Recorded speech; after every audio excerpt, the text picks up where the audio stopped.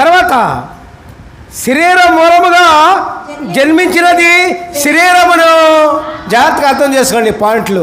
బైబిల్లో మాటలు అంత తేలిగ్గా ఉన్నట్టుంటాయి, కానీ మరి తెలుసుకోవటం అంతా కూడా పరలోక రాజ్యాన్ని గురించే దేవుడు భూలోకంలో చెప్పారు.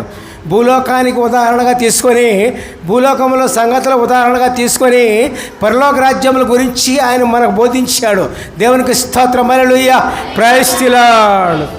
శరీరముగా జన్మించినది శరీరమును, ఆత్మ మూలముగా జన్మించినది ఆత్మయునైనది.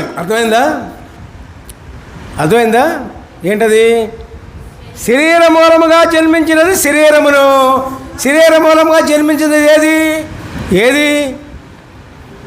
భూలోకంలో మానవులందరూ కూడా శరీర ప్రకారంగా జన్మించిన వాళ్ళే. స్త్రీ పురుషుల సంపర్కమే.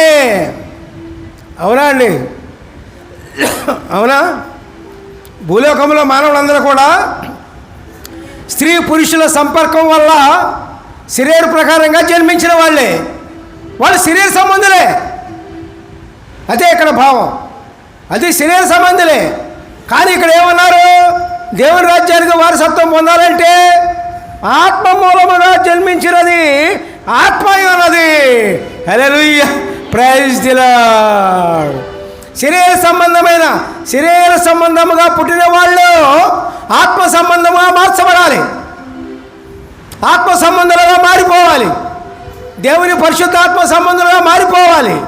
ఎప్పుడైతే నీలో పరిశుద్ధాత్మ నీలో ఉంటుందో, ఎప్పుడైతే నీలో పరిశుద్ధాత్మ నివాసం చేస్తుందో, అప్పుడు నువ్వు ఆత్మ సంబంధి అన్నమాట. పరిశుద్ధాత్మ నీలో నివసించినంత కాలము కూడా, పరిశుద్ధాత్మ నీలో ఉన్నంత కాలము కూడా నువ్వు శరీర సంబంధివే. Hallelujah, praise the Lord, praise the Lord, praise the Lord. అర్థమవుతుందా? చెప్పండి, అర్థమవుతుందని చెప్పండి ఒక మాట. దేవునికి స్తోత్రం, hallelujah, praise the Lord, praise the Lord. ఆ మాట మళ్ళీ ఇంకోసారి మీకు చదివి మీకు వినిపిస్తా, సరేనా? అర్థం చేసుకుని దేవుని వాక్యాన్ని ఆ వాక్యం ప్రకారం జీవించడానికి ప్రయత్నం చేయండి, సరేనా? సరేనండి, హల్లెలూయా, ప్రైజ్ ది లార్డ్.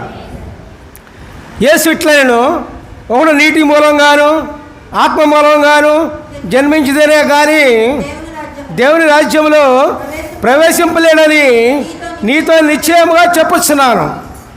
శరీరముగా జన్మించినది శరీరమును, ఆత్మ మూలముగా జన్మించినది ఆత్మయునైనది. హల్లెలూయా, ప్రైజ్ ది లార్డ్.